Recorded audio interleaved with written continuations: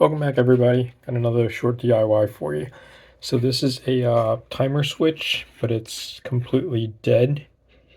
So I don't know what the problem is exactly. So I'm going to just open her up and just splice the line so that way it's a direct pass-through entity, and use it as quite possibly the shortest extension plug that I've got.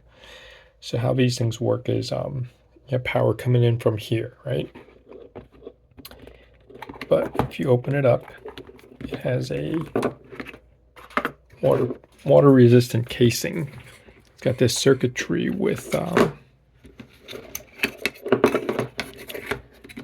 very simple circuitry with a relay, capacitors, and some resistors and diodes and whatnot.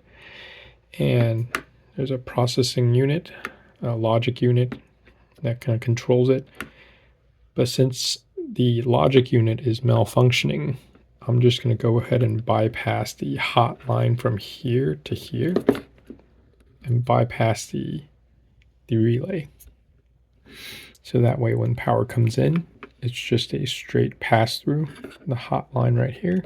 We just bypass all the circuitry and just go straight down.